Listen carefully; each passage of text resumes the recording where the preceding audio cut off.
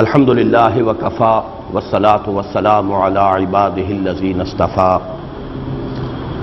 خصوصاً علی افضلہم وخاتم النبیین محمد الامین وعلی آلہ وصحبہ اجمعین اما بعد فاعوذ باللہ من الشیطان الرجیم بسم اللہ الرحمن الرحیم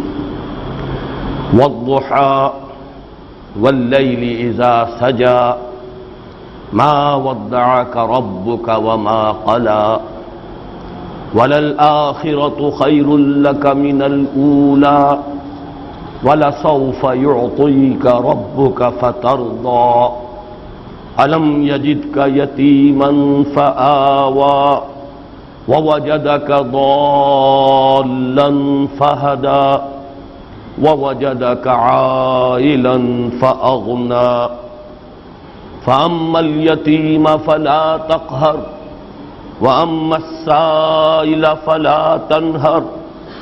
وأما بنعمة ربك فحدث بسم الله الرحمن الرحيم ألم نشرح لك صدرك ووضعنا عنك وزرك الذي أنقض ظهرك ورفعنا لك ذكرك فإن مع العسر يسرا إن مع العسر يسرا فإذا فرغت فانصب وإلى ربك فارغب صدق الله العظيم رب اشرح لي صدري ويسر لي أمري واحلل عقدة من لساني يفقهوا قولي اللهم ربنا ألهمنا رشدنا واعذنا من شرور أنفسنا اللهم أرنا الحق حقا وارزقنا اتباعه وأرنا الباطل باطلا وارزقنا اجتنابه اللهم ارحمنا بالقرآن العظيم واجعله لنا إماما ونورا وهدى ورحمة اللهم ذكرنا منه ما نسينا وعلمنا منه ما جهلنا وارزقنا تلاوته آناء الليل وآناء النهار واجعله لنا حجة يا رب العالمين اللهم اجعل القرآن ربيع قلوبنا ونور صدورنا وجلاء أحزاننا وذهاب همومنا وغمومنا آمين يا رب العالمين چار سورہ نور و ظلمت کی دو سورتیں ہم پچھلے ہفتے پڑھ چکے، سورۃ الشمس، سورۃ اللیل۔ ان دونوں کے مابین جو مشابہتیں تھیں اور جوڑے ہونے کی جو نسبت تھی، اس کے بعض پہلو تو میں بیان کر چکا ہوں۔ ایک پہلو بیان ہونے سے رہ گیا تھا، اسے یہاں نوٹ کر لیں کہ سورۃ الشمس میں جو دنیاوی عذاب آتا ہے اللہ کی طرف سے کسی قوم پر، یا آتا تھا کہیے، اس لیے کہ اب نبوت اور رسالت کا سلسلہ بند ہو چکا ہے، تو جب کسی قوم کی طرف کسی نبی یا رسول کو بھیجا جاتا تھا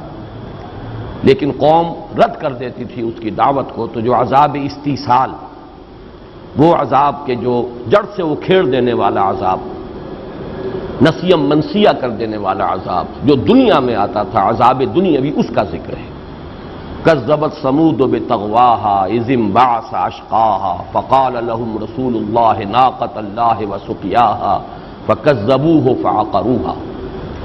جبکہ سورۃ اللیل میں ہم نے دیکھا کہ عذاب اخروی کا تذکرہ جو ہے عذاب دنیاوی کا تذکرہ نہیں ہے، عذاب اخروی کا تذکرہ ہے۔ وما يغني عنه ماله اذا تردى ان علينا للهدى وان لنا للآخرة والأولى فانذرتكم نارا تلظى لا يصلاها الا الاشقى الذي كذب وتولى۔ تو یہ دو عذاب ہیں، آخرت کا عذاب جو دائمی ہے، مستقل ہے، اور ایک دنیا کا عذاب، عذاب استیصال، قوموں پر ہلاکت کا اللہ تعالیٰ کا وہ فیصلہ جو کسی رسول کی دعوت کو رد کرنے کی سزا کے طور پر دنیا میں آتا رہا ہے۔ اب ہم آ رہے ہیں اس چہار سورہ نور و ظلمت کا جو دوسرا جوڑا ہے،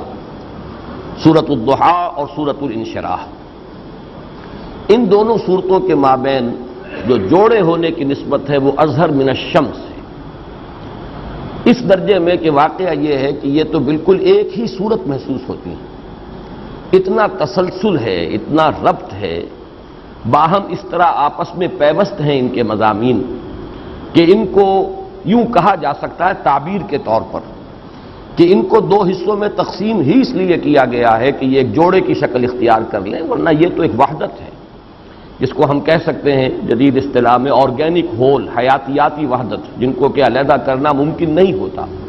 ایک ایسی وحدت جس کے اجزاء کو علیحدہ علیحدہ نہیں کیا جا سکتا۔ مضامین کے اعتبار سے یہ دونوں باہم اس طرح مربوط ہیں، پیوست ہیں، لیکن یہ کہ جوڑا در حقیقت ان کو بنانے کے لیے ان کو دو مستقل صورتوں کی حیثیت دی گئی۔ ان دونوں صورتوں کا یہ معاملہ قرآن مجید میں بہت ہی کم صورتوں میں ہے، ایک ہی مثال اور ہے، اور وہ جیسا کہ میں عرض کروں گا قرآن مجید کے آخر میں آئیں گی دو صورتیں نمایاں ترین یہ ہیں جو کل کی کل نبی اکرم صلی اللہ علیہ وسلم سے خطاب پر مشتمل ہے۔ ویسے اکثر جو ابتدائی مکی صورتیں ہیں ان میں یا ابتدا میں حضور سے خصوصی خطاب ہوتا رہا یا اختتام پر۔ سورۃ المدثر، سورۃ المزمل ابتدا میں حضور سے خطاب ہے، سورۃ العلق جو اب آگے آنے والی ہے، سورہ نون یا سورہ قلم ان کے شروع میں حضور سے خطاب ہے، نون والقلم وما یسطرون ما انت بنعمت ربک بمجنون وان لک لاجرا غیر ممنون۔ لیکن پھر یہ کہ اس کے بعد اور بہت سے مضامین ہیں کہ جو اس صورت میں شامل کیے گئے۔ اسی طرح سورہ مزمل، اسی طرح سورہ مدثر کی ابتدائی 7 آیات، یا ایھا المدثر قم فانذر وربک فکبر وثیابک فطہر والرجز فاہجر ولا تمنن تستکثر ولربک فاصبر۔ اس کے بعد اور بہت سے مضامین ہیں۔ سورۃ العلق کی ابتدائی 5 آیات، اقرأ بسم ربک الذی خلق خلق الانسان من علق اقرأ وربک الاکرم الذی علم بالقلم علم الانسان ما لم یعلم۔ لیکن اب اور دوسرے مضامین شروع ہو گئے۔ لیکن یہ 4 صورتیں قرآن مجید میں ایسی ہیں، دو تو یہ ہیں سورۃ الضحیٰ، سورۃ الانشراح، کل کی کل حضور سے خطاب پر مشتمل ہے، اور خصوصی معاملہ ہے، معلوم ہوتا ہے کہ خالص نجی سطح پر یہ تو یوں سمجھیے سرگوشی کا انداز ہے، بالکل انفرادی سطح پر اللہ تعالیٰ خطاب فرما رہے ہیں نبی اکرم صلی اللہ علیہ وسلم کو۔ 2 مثالیں اور اس کی ہیں آگے چل کر، جیسے کہ انا اعطیناک الکوثر فصل لربک وانحر ان شانئک ھو الابتر۔ اب یہ بھی ظاہر بات ہے ساری 3 کی 3 آیات جو ہیں حضور سے خطاب پر مشتمل ہیں۔ یا سورۃ النصر ہے، اذا جاء نصر اللہ والفتح ورأیت الناس يدخلون فی دین اللہ افواجا فسبح بحمد ربک واستغفرہ انہ کان توابا۔ وہ 2 صورتیں جو ہیں قرآن حکیم کی سب سے چھوٹی صورتوں میں سے ہیں۔ 3 صورتیں ہیں قرآن حکیم کی جو 3 آیات پر مشتمل ہیں، سورۃ العصر، سورۃ الکوثر اور سورۃ النصر۔ ان میں سے 2 وہ ہیں کہ جن میں بالکل انفرادی سطح پر نبی اکرم صلی اللہ علیہ وسلم سے خطاب ہے، اور کل کی کل جو صورت ہے آپ ہی سے خطاب پر مشتمل ہے۔ یا پھر یہ 2 صورتیں یہ نسبتاً بڑی ہیں، سورۃ الضحیٰ 11 آیات پر مشتمل ہے، سورۃ الانشراح 8 آیات پر مشتمل ہے۔ پھر یہ کہ یہ جوڑے کی شکل میں ہے، وہ علیحدہ علیحدہ ہیں۔ سورۃ الکوثر جو ہے وہ شامل کی گئی ہے ارایت الذی یکذب بالدین کے ساتھ، سورۃ النصر شامل کی گئی ہے سورۃ الکافرون کے ساتھ، لیکن یہاں یہ دونوں صورتیں جو ہیں باہم جوڑے کی شکل میں ہیں۔ تو پہلی بات تو میں نے یہ عرض کی کہ ان کے مابین جوڑے ہونے کی نسبت اظہر من الشمس ہے، یہاں تک کہ حضرت عبداللہ ابن مسعود رضی اللہ تعالی عنہ کا یہ معمول روایت کیا گیا ہے، یہ بھی کہا گیا ہے کہ وہ اسے ان دونوں کو ایک ہی صورت سمجھتے تھے، لیکن یہ کہ جو زیادہ صحیح بات ہے وہ یہ ہے کہ ان کو یہ چیز محبوب تھی کہ نماز کی ایک ہی رکعت میں ان دونوں صورتوں کو بلا فصل پڑھتے تھے، درمیان میں آیت بسم اللہ کی تلاوت نہیں کرتے تھے۔ سورۃ الضحیٰ، سورۃ الانشراح ایک ہی رکعت میں دونوں کو تسلسل کے ساتھ تلاوت کرتے تھے، یہ ان کا معمول جو ہے یہ تو ثابت ہے، لیکن اس سے یہ لازم نہیں آتا کہ ان کی رائے بھی یہ ہو کہ یہ ایک ہی صورت ہے، یہ تو اختلافی شے ہے ہی نہیں۔ جہاں تک تعداد سور کا تعلق ہے، سورتوں کی تعداد کا، وہ بالکل متفق علیہ ہیں، اس پر اجماع ہے، 114 صورتیں، ان میں کوئی اختلاف نہیں ہے۔ ہو سکتا ہے بعض لوگوں نے ان کے اس طرز عمل سے یہ نتیجہ نکالا ہو کہ چونکہ وہ ایک ہی رکعت میں ان دونوں صورتوں کو پڑھتے ہیں بغیر درمیان میں آیت بسم اللہ کی تلاوت کیے، تو شاید اس سے نتیجہ کے طور پر یہ بات جو ہے اخذ کی گئی ہو کہ ان کے نزدیک یہ ایک صورت ہے، لیکن یہ کہ اس میں آپ کوئی اپنے ذہن میں کوئی اشکال نہ آنے دیں، یہ دو صورتیں ہیں، ایک نہایت ہی حسین و جمیل جوڑا ہے، اور پھر یہ کہ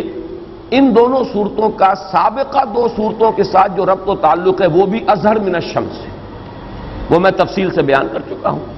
کس طرح تدریجاً جو قسموں کا حصہ ہے وہ کم ہوتا چلا گیا۔ سورۃ الشمس میں 8 آیات، والشمس وضحاها والقمر اذا تلاها والنهار اذا جلاها واللیل اذا یغشاها والسماء وما بناها والارض وما طحاها ونفس وما سواها فالهمها فجورها وتقواها، 8 آیات قسموں پر مشتمل۔ سورۃ اللیل میں اب 3 آیات رہ گئی،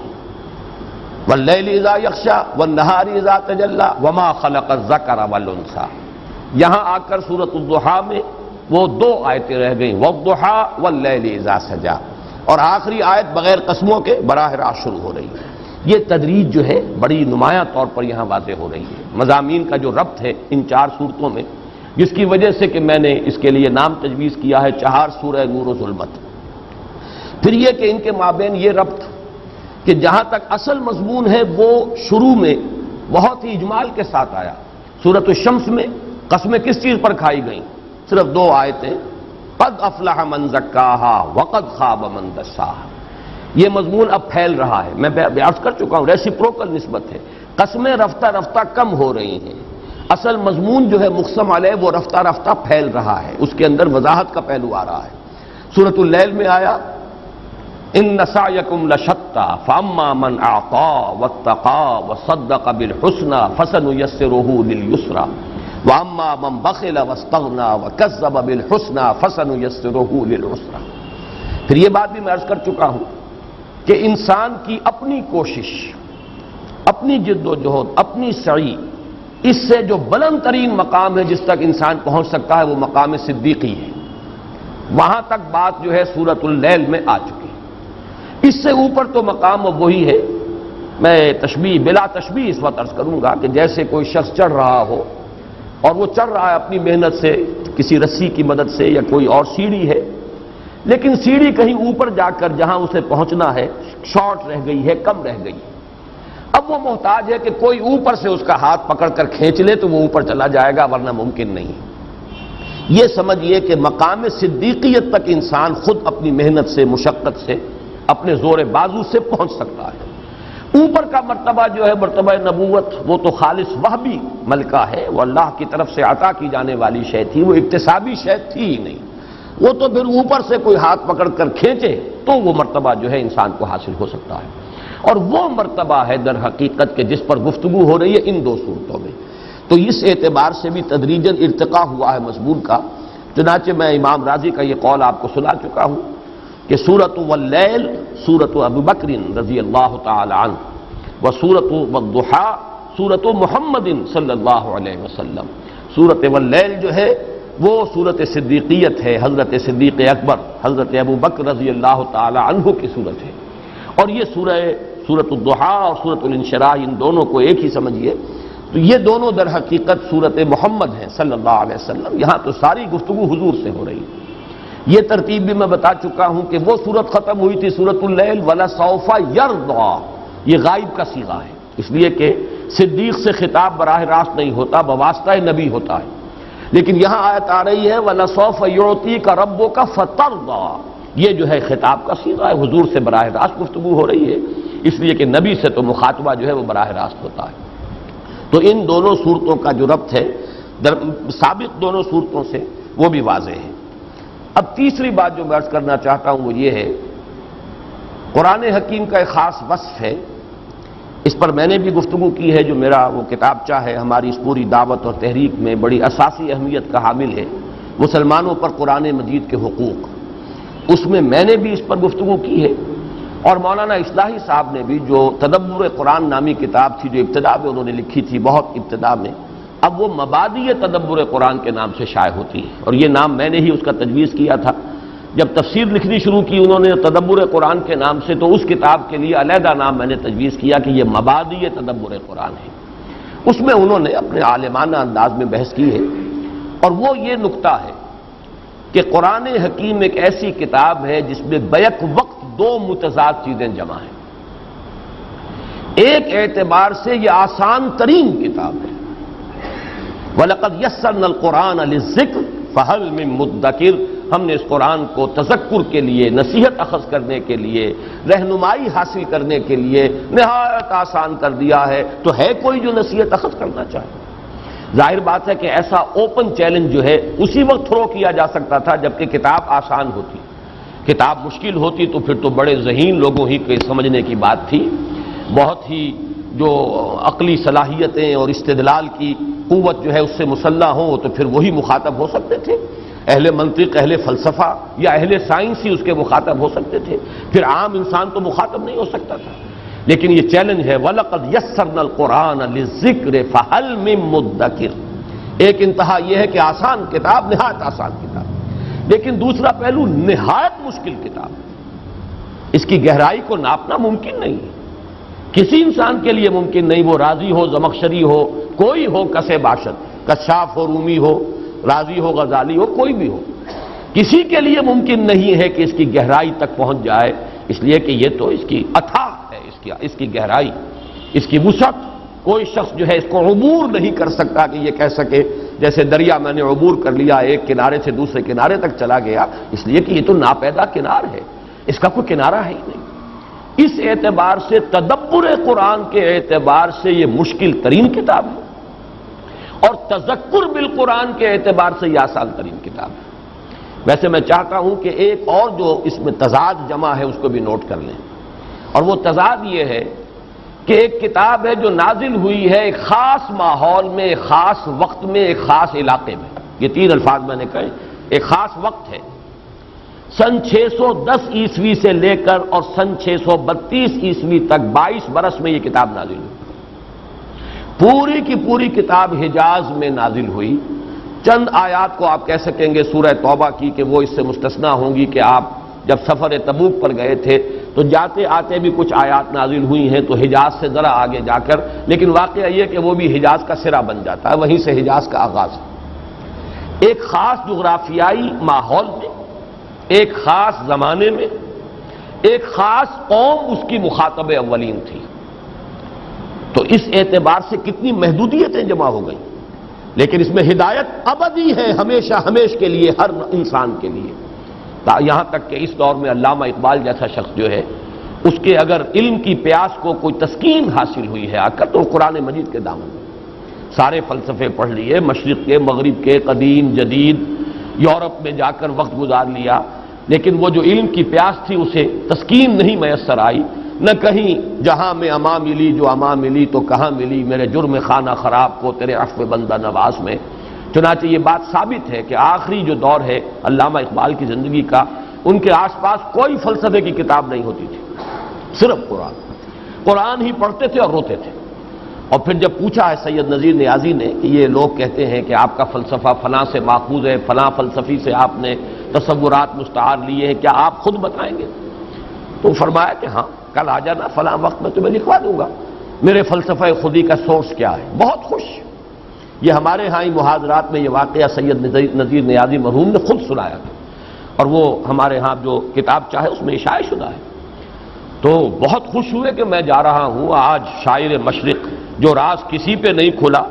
وہ راز کملی والے نے سمجھا دیا چند اشاروں میں، آج وہ راز جو ہے علامہ اقبال جو ہے حکیم امت شاعر مشرق مجھے بتائے۔ تو پینسل کاغذ لے کر بیٹھا ہوں تو کہا کہ ذرا یہ قرآن مجید نکال لاؤ، تو کہتے ہیں کہ میں حیران رہ گیا، بلکہ ایک اعتبار سے یہ سمجھیے اوس سی پڑ گئی مجھ پر، لیکن یہ کہ پھر ان کا سورۃ الحشر کھولو، اس کا آخری رکوع اور وہ آیت وَلَا تَكُونُوا كَالَّذِينَ نَسُوا اللَّهَ فَأَنسَاهُمْ أَنفُسَهُمْ أُولَٰئِكَ هُمُ الْفَاسِقُونَ۔ اب یہ ہے آیت، یہ ہے در حقیقت میرے فلسفہ خودی کا سورس۔ تو یہ میں عرض کر رہا تھا کہ اصل مضمون تو میرا یہ تھا آج کے لیے کہ قرآن مجید ایک اعتبار سے آسان ترین کتاب، دوسرے اعتبار سے مشکل ترین کتاب، ایک اعتبار سے اس کی محدودیتیں، زمانہ نزول، مقام نزول، مخاطب اولین، اس اعتبار سے نہایت محدود معاملہ، لیکن اس کی ہدایت، اس کی گائیڈنس لامحدود، ہمیشہ ہمیش کے لیے، پوری نوع انسانی کے لیے، اور ہر سطح ذہنی کے انسان کے لیے۔ لیکن آج اصل میں عرض کر رہا تھا کہ یہ جو فینومینن ہے، قرآن مجید آسان ترین کتاب بھی ہے، مشکل ترین کتاب بھی ہے، اس کا میرے نزدیک سب سے بڑا مظہر یہ دو صورتیں ہیں، سورۃ الضحیٰ اور سورۃ الانشراح۔ وجہ کیا ہے؟ ان دونوں صورتوں میں کوئی لفظ مشکل نہیں، لغت کی گہرائیوں میں جانے کی ضرورت ہی نہیں، اکثر و بیشتر الفاظ وہ ہیں کہ جو سابقہ صورتوں کے اندر اور وضاحت کے ساتھ آ چکے ہیں، ویسے بھی مشکل نہیں، ضحیٰ آ چکا ہے اور اسی طریقے سے رات اس کی گواہی آ چکی ہے، کوئی لفظ مشکل نہیں یہاں۔ پھر یہ کہ کوئی نحوی اشکال اس میں نہیں،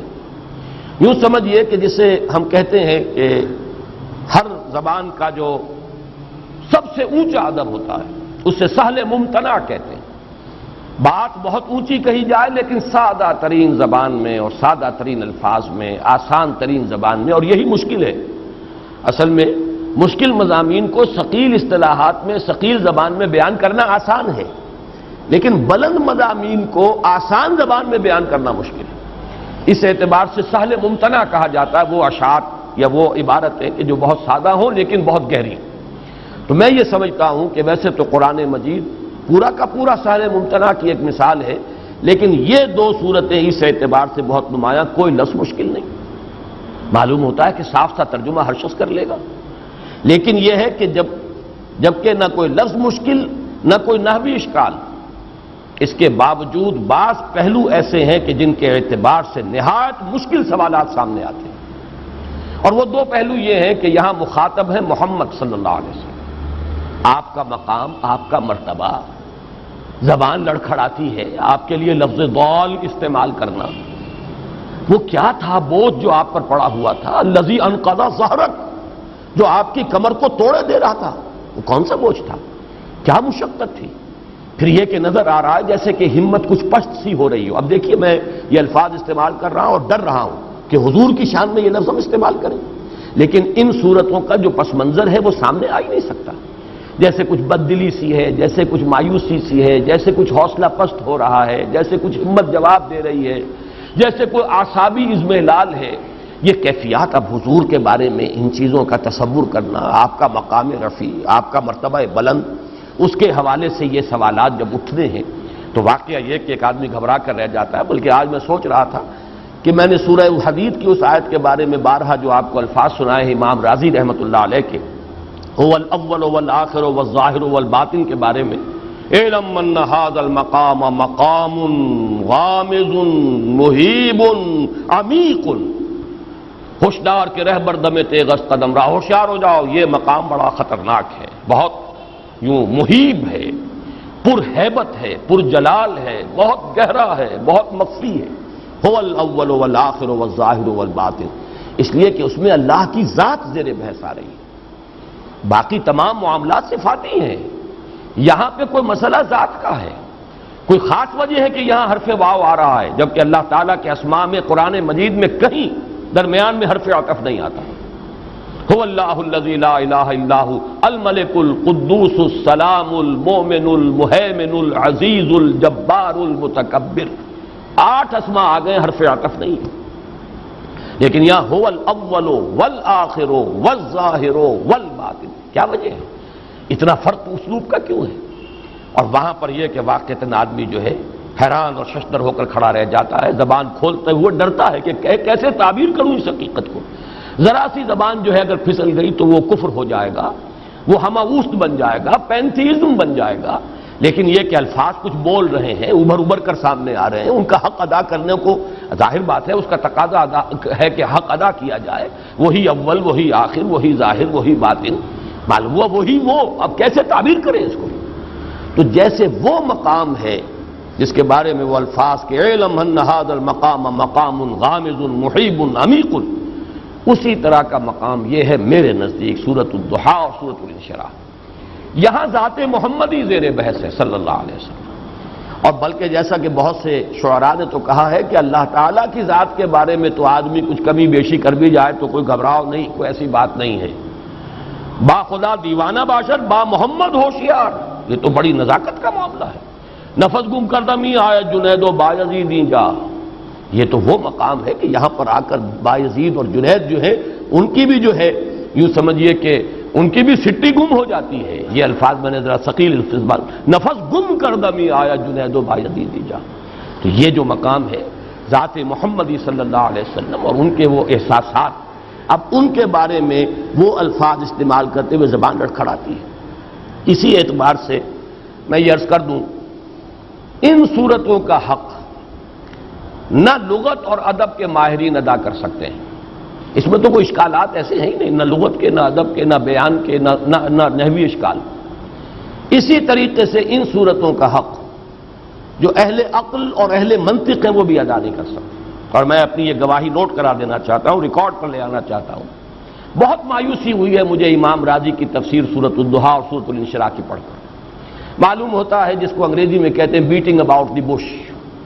ادھر ادھر ہی چکر لگا رہے ہیں. ان صورتوں کا جو اصل مضمون ہے معلوم ہوتا ہے کہ اس تک ان کی رسائی نہیں ہو رہی. اس کے حوالے سے میں آپ کو ایک خاص بات بتا دینا چاہتا ہوں. تفسیر قرآن کوئی کامل مکمل نہیں ہے، ممکن نہیں ہے کہ کوئی کامل اور مکمل تفسیر ہو سکے. کامل تو قرآن ہے، اس لیے کہ اللہ کا کلام، اللہ کے علم میں کمی نہیں، اللہ کی حکمت میں کمی نہیں، حکمت بالغہ، حکمت کاملہ، علم کامل. لیکن ہر انسان چاہے وہ راضی ہو اور چاہے وہ کشاف ہو اور چاہے وہ ابن کثیر ہو، چاہے وہ ابن تیمیہ ہو رحمہم اللہ، سب کا اپنا اپنا مقام ہے. لیکن ہر شخص کا اپنا ایک مزاج ہوتا ہے، ہر شخص کا ایک زاویہ نگاہ ہوتا ہے، ہر شخص کا اپنا ایک ذوق ہوتا ہے. کوئی شخص بھی اس سے ماورا نہیں ہو سکتا. ہر شخص کا ایک ذوق ہے، ایک مزاج ہے، ایک افتاد طبع ہے. اس کے اعتبار سے اسے یہ جو حقیقت کلی ہے قرآن کی، اس کے کسی ایک پہلو سے یا بہت بڑا تیر کوئی مارے گا تو ایک سے زائد دو پہلوؤں سے اس کو مناسبت ہو جائے گی. لیکن ہمہ جہتی اس کا تعلق ہونا، تمام فیسٹس جو ہیں قرآن کے، تمام پہلو جو ہیں ان کا احاطہ کرنا کسی ایک انسان کے بس میں نہیں. بعض لوگ جو ہیں تفسیر کرتے ہیں روایات کی بنیاد پر، بعض کرتے ہیں جیسے کہ امام راضی ہیں منطق کی بنیاد پر، فلسفے کی بنیاد پر. امام زمخشری نے سارا زور لگا دیا ہے ادب پر اور لغت پر. اپنا اپنا ہے، ان کی کنٹریبیوشن ہے، اور ہمارے لیے سب کی کنٹریبیوشن جو ہے وہ بہت ہی قابل قدر ہے. ہمیں ادھر سے بھی لینا، ادھر سے بھی لینا. لیکن یہ کہ اس میں قطعاً کسی شخص کی توہین نہیں ہے اگر یہ کہا جائے کہ فلاں شخص فلاں پہلو سے گویا کہ محروم رہا ہے، ایک پہلو سے اس نے کنٹریبیوٹ کیا ہے، بہت کچھ ہمیں دیا ہے اور ہمیں اس کی قدر کرنی چاہیے. اسی کے حوالے سے میں نے چونکہ جو بھی میری سوچ ہے اور میرا مطالعہ رہا ہے، اور اب تو ظاہر بات ہے کہ عمر کے آخری سرحدوں میں پہنچا ہوا ہوں، جو بھی سوچنا تھا سوچ چکا ہوں. لیکن یہ کہ میں نے اپنی سوچ کے بھی 4 اینگلز جو ہیں وہ بتائے ہیں کہ میں نے 4 گوشوں سے استفادہ کیا ہے. قرآن مجید کا ایک پہلو ہے تحریک، انقلاب، حرکت. یہ مولانا ابوالکلام آزاد اور مولانا مودودی، ان دونوں نے در حقیقت قرآن کے اس پہلو کو نمایاں کیا. بہت بڑی کنٹریبیوشن ہے. قرآن کا ایک پہلو یہ ہے اس کا اسلوب، اس کا باہمی ربط، اس کے الفاظ، اس کی آیات کا آپس میں ربط، سورتوں کا آپس میں ربط، سورتوں کے گروپ بنے تو ان کا ربط. یہ وہ پہلو ہے جو مولانا فراہی اور مولانا اصلاحی صاحب نے اس میں بہت کچھ کنٹریبیوٹ کیا ہے. لیکن ایک ہے قرآن مجید کا اسلاف کے ساتھ اور کچھ تصوف کی چاشنی کے ساتھ یہ جو ایسوٹیرک ایلیمنٹ ہے، باطنی جو پہلو ہے دین کا اور قرآن مجید کا، یہ جس سے کہ اہل تصوف نے جس سے زیادہ دلچسپی لی ہے وہ پہلو، اس کو ہمارے اسلاف میں سے آج کے زمانے میں سمجھتا ہوں کہ مولانا شبیر احمد عثمانی رحمۃ اللہ علیہ کے حواشی اور در حقیقت ترجمہ جو ہے ان کے استاذ کا ہے شیخ الہند کا. پھر یہ کہ قرآن مجید کے حوالے سے فکر جدید پر تنقید کہ فکر جدید اور جدید نظریات میں کتنا حصہ غلط ہے، کتنا صحیح ہے. یہ تو ظاہر بات ہے وہی شخص کر سکتا تھا جس نے جدید فلسفہ اور فکر پڑھا. یہ عام علماء کے بس کا ہوگی نہیں جنہوں نے وہ پڑھا ہی نہیں، اس کوچے میں ان کا گزر ہی نہیں، انہیں پتہ ہی نہیں برٹرینڈ رسل کیا کہتا ہے اور آئنسٹائن کس بلا کا نام ہے. تو ظاہر بات ہے کہ ان کے نظریات میں کتنی چیز جو ہے وہ صحت پر مبنی ہے، فرائیڈ کیا کہتا ہے اور مارکس کا فلسفہ کیا ہے. یہ تو وہی کہیں گے جنہوں نے اس کوچے کے اندر خاک چھانی ہو. اس میں یہ ہے کہ علامہ اقبال اور ڈاکٹر رفیع الدین، یہ دو اصل میں دو کے جوڑے ہیں، ڈاکٹر اقبال ڈاکٹر رفیع الدین، مولانا فراہی مولانا اصلاحی، مولانا ابوالکلام مولانا ابوالاعلی، شیخ الہند شیخ الاسلام، 2 شیخین دو ڈاکٹرز، دکترین عربی میں آپ اسے کہیں گے، دو ابوین، ابو الکلام ابو الاعلیٰ، اور دو یہ جن کی نسبت جو ہے فراہی اصلاحی یا نسبتی جن کے ناموں میں آ رہا ہے. تو یہ ہے جس سے کہ استفادہ کیا. تو میں نے آج یہ بات دوبارہ اس لیے دہرا دی ہے کہ جو بھی طالب علم ہے قرآن کا، اسے یہ اصول کے طور پر سمجھ لینا چاہیے کہ جب تک وہ پینورامک نہیں بنائے گا اپنے ویو کو، اگر کسی ایک ہی شخص کے ساتھ یا ایک ہی شخصیت کے ساتھ یا ایک ہی تفسیر یا ایک ہی مفسر کے ساتھ اس نے اپنے آپ کو نتھی کر لیا، تو گویا کہ وہ محروم کر رہا ہے اپنے آپ کو قرآن مجید کے دوسرے پہلوؤں سے کہ جو اس مصنف یا مفسر کے ذوق سے زیادہ مناسبت نہیں رکھتا تھا، لہذا اس نے اس پر توجہ نہیں کی. زیادہ سے زیادہ پینورامک بنانے کی کوشش کرنی چاہیے. تو یہ جو میں نے عرض کیا تھا کہ ان دونوں صورتوں کا حق نہ ادب و لغت کے حوالے سے ادا کیا جا سکتا ہے، نہ عقل و منطق کے حوالے سے، بلکہ ان دونوں کا خاص معاملہ وہ ہے کہ جو صوفیاء، تصوف کا ذوق رکھنے والے متصوفین، انہوں نے، اور اس لیے کہ وہ در حقیقت علم النفس اور نفسیات انسانی کے سب سے بڑے ماہر ہمارے صوفیاء تھے، اس میں کوئی شک نہیں. جدید